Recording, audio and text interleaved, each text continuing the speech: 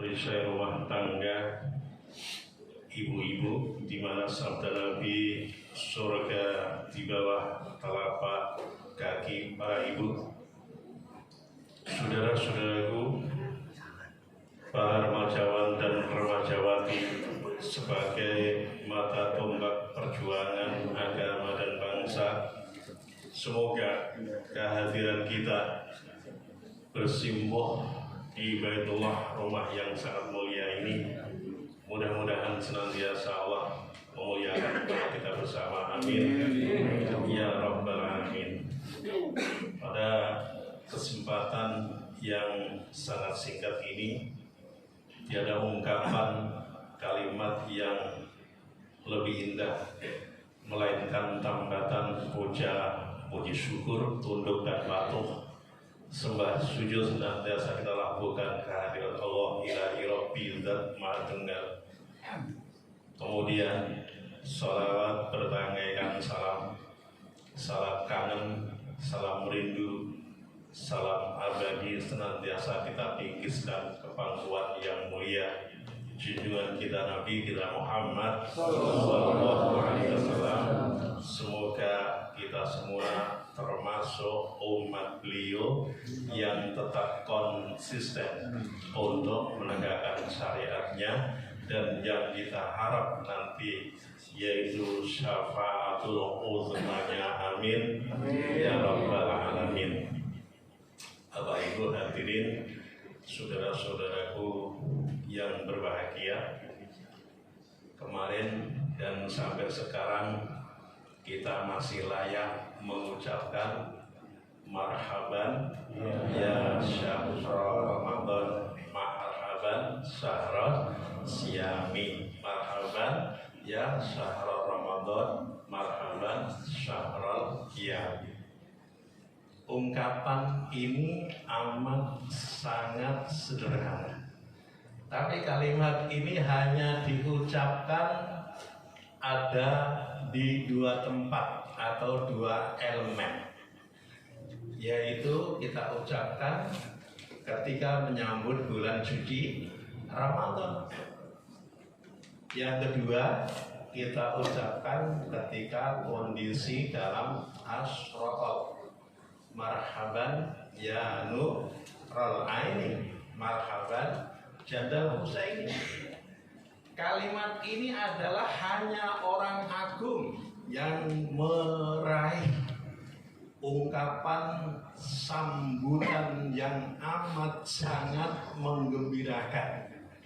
Siapa itu? Satu, Kanjeng Nabi Muhammad sallallahu alaihi wasallam. Marhaban ya nurul aini, selamat datang wahai cahaya mataku.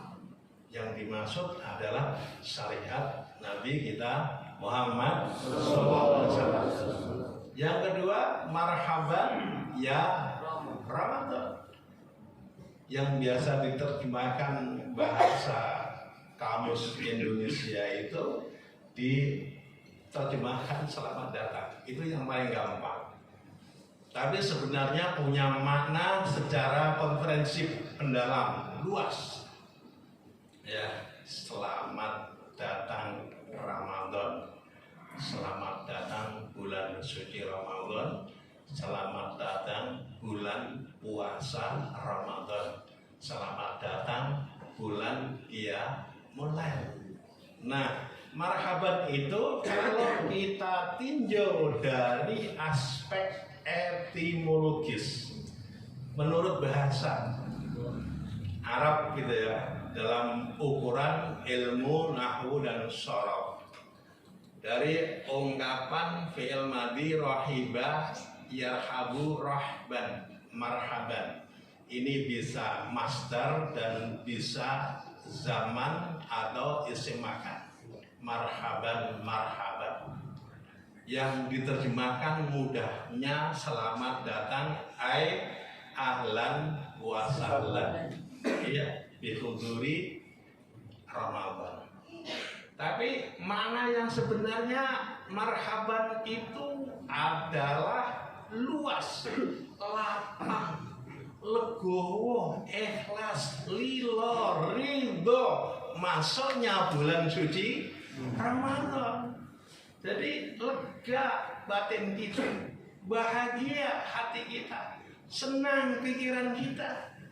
Jadi hadirin ma'asyiral muslimin yang dimuliakan oleh Allah Subhanahu wa taala, masuknya bulan suci Ramadan tidak ada gerundel sedikit pun. Karena apa? Ya, karena pagi-pagi biasanya sudah makan sarapan nasi uduk, ngopi, pisang goreng, betul?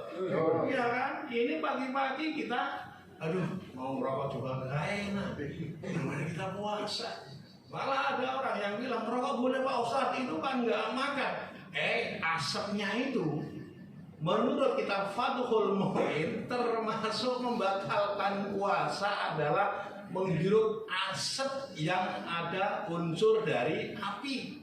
Buka Fathul Mu'in itu, kalau bukanya kita Wahabi ya tahu deh. Hadirin muslimin yang dimuliakan oleh Allah Subhanahu wa taala, bapak-bapak, ibu-ibu,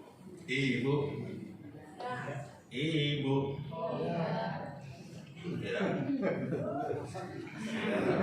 Mesti harus dipanggil 2 kali, kadang-kadang sampai 3 kali.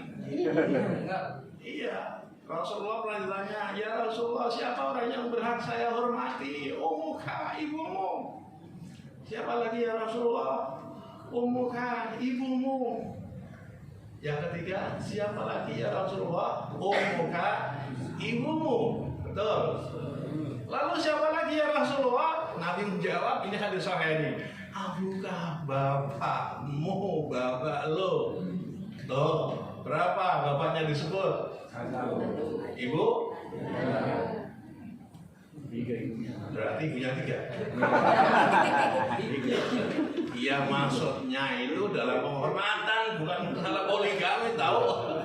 Ini jangan diambil plusnya. Maaf, poligami juga kalau yang mampu tidak ada masalah. Tapi kalau nggak mampu, jangan coba-coba deh. Berangsang dah. Ya. Ibu bapak, ungkapan Ramadan, ya marhaban, itu lapang hati kita, luas dada kita, senang pikiran kita menyambut bulan suci Ramadan. Dalam sebuah hadis, man fariha bidukhuli Ramadan harramallahu jasadahu ala niram. Siapa yang merasa senang, gembira, bahagia, girang kalau bahasa Betawi gitu kan, menyambut bulan suci Ramadan, haramallah. Ini respon positif jawabnya dari Mansardiah.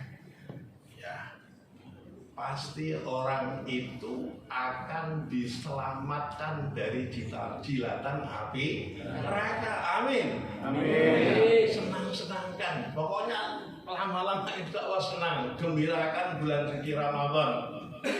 Aduh Pak Ustadz, saudara kita, istri kita, anak kita itu ada penyakit mah, misalnya sahur kira-kira jam 4 lewat dikit, jangan sampai mepet, ya kan? Karena dengan sahur itu memang dianjurkan oleh Rasulullah Sallallahu Alaihi Wasallam, sunnah. Walau bijur ate minal mak, kata Nabi. Tasaharu, sahurlah kamu semua walau bijur hatin, walaupun seteguk minal ahmai, dari air. Seteguk air itu menolong untuk memotivasi kita, ya, menolong perut kita, menolong usus-usus kita jadi tidak bergesekan. Iya, sahur ini adalah manfaatnya luar biasa. Di samping manfaat memang itu dijalankan oleh Nabi kita Muhammad SAW. Walaupun seteguk air kopi, air teh atau air putih, itu sudah mendapat mengikuti sunnah Nabi kita Muhammad SAW. Bapak Ibu saudara-saudara sekalian, ya, kemudian makanya kalau kita lapang hati kita, lega pikiran kita, puas pikiran kita, ya, senang dan gembira hati dan batin kita, insya Allah hati kita tidak akan gampang kena penyakit apa ya, psikomatik apa itu ya, yang ada hubungan dengan psikologis. Kalau senang pikiran kita, insya Allah jauh dari sifat iri, jauh dari sifat dengki, jauh dari sifat hasad, hasud, dendam, dan lain sebagainya. Iya, makanya kalau kita puasa, kita jalankan dengan tulus, ikhlas, senang, gembira, insya Allah hati kita dibahagiakan oleh Allah Subhanahu wa Ta'ala. Kalau ada sifat iri dengki itu yang intinya di situ unsurnya dendam. Tapi kalau kita iri dengan kebaikan boleh. Iri yang isinya ingin menjatuhkan lawan kita yang tidak sehat, itu nanti akan terjadi penyakit yang ada hubungan dengan psikologis. Hadirin, makanya Nabi berpesan, al-hasadu ya'kulul amal kama ta'kulun naru ila hatab. Ini sangat populer. Iri dengki itu akan menggerogoti amal kebaikan kita sendiri, bagaikan seperti api melahap kayu bakar. Lus. Sholat kita dihabiskan, puasa kita dihabisi dengan hasud. Kemudian amal kita, infak sedekah kita dihabiskan. Makanya hasud ini termasuk penyakit yang ada di dalam hati manusia yang sulit untuk dideteksi. Kelihatan kalau dari sifat dan perangannya orang itu. Makanya dengan puasa insya Allah bisa terjaga dan terbimbing, terpimpin hati kita, bisa hidup ini dengan baik, tidak ada iri dan dengki. Karena apa? Sebab berkah dari puasa. Makanya Bapak Ibu hadirin sekalian, di samping itu puasa kita memang qiyamul lail, seperti ini kan qiyamul lail juga. Karena qiyamul lail itu boleh nanti kita jalan-jalan laksanakan setelah jam 12, boleh kita laksanakan pada sholat isya. Makanya hadirin sekalian, di samping itu kalau Ramadan ini adalah Ramadan bulan yang penuh barokah. Insya Allah kita bisa banyak sedekah. Dengan sedekah apa saja, ya, sedekah air minum, sedekah makanan, minuman sesuai dengan kadar kemampuan kita, insya Allah membawa barokah. Hadirin, bagaimana orang sedekah itu bisa menyembuhkan penyakit? Bapak, Ibu, Bu, Ibu, sedekah itu bisa menyembuhkan penyakit. Siapa yang bilang? Nabi. Di dalam sebuah kitab syarahnya Lubabul Hadis yang menyusun Imam Suyuti. Imam Suyuti orang alama sekali, yang disarahi oleh ulama kita Al-Imam Nawawi Al-Bantani, namanya kitab Tanqihul Qaul. Kata Nabi, dawu mardokum bisodaqah. Pegang ini, obatilah saudara-saudara sekalian mardokum akan penyakit-penyakit kalian disedekah dengan sedekah. Sedekah itu relatif, bisa dengan uang, bisa dengan makanan, bisa bentuk minuman, bisa bentuk apa saja, termasuk tabassumuka, senyummu itu laka sedekah. Senyummu laka liakhika, kepada saudaramu itu sedekah. Makanan mau sedekah makanan, mau ngasih takjil, gak ada makanan buat boro-boro buat sedekah, buat makan sendiri aja, buat buka sendiri aja susah, Pak Ustadz. Minuman juga khusus untuk anak-anak kita. Ya paling tidak lah kita kalau mau masjid melihat senyum gitu kan, paling tidak nanti bisa takjil di situ. Amin. Ya. Kok Nabi bisa sedekah itu bisa mengobati penyakit? Iya. Karena apa? Dengan sedekah itu, ya, walaupun hanya seteguk air yang kita beri sedekah itu senang. Kita kasih takjil senang, kita kasih makan atau minum senang, kita kasih pakaian yang kita beri senang. Kita yang memberi itu ada rasa gembira, bahagia. Lah, itulah yang disebut kebahagiaan spiritual, kebahagiaan rohani. Nah, kalau rohani kita bahagia, maka efek sampingnya, ngefeknya kepada jasmani. Roh kita seneng, rohani kita senang, spiritual kita gembira, apa? Jasmani kita juga gembira. Gembiranya jasmani itu jadi sehat. Alhamdulillah, badan kita sehat, ya, badan sehat, ya, rohani sehat, kerja giat ibadah semangat, punya duit dipakai hemat, ibu hemat, bapak otomatis nyari duit susah banget. Sekarang beras kalau di sini mungkin masih standar. Di daerah kita di Jepara itu sudah 16 hampir 17 ribu itu perang. Iya, ini nggak ngomong bahwa ini banjir lagi di daerah sana. Ya, sekitar Demak banjir semua itu. Ya, banjir semua.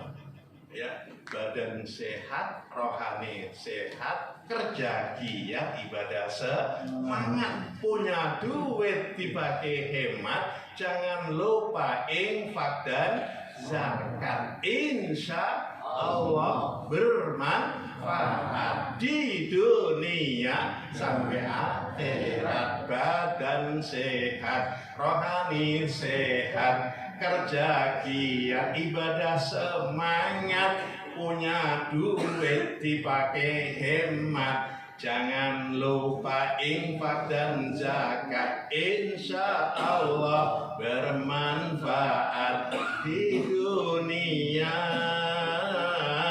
sampai akhirat. Terakhir, salatullah salamullah ala toha rasulillah, salatullah salamullah ala yasin habibillah, ala yasin habibillah. Ya, jadi intinya yang harus kita bawa pulang, sedekah itu bikin sehat. Kata siapa? Kata Nabi Muhammad SAW. Terima kasih, semoga bermanfaat. Wassalamualaikum warahmatullahi wabarakatuh.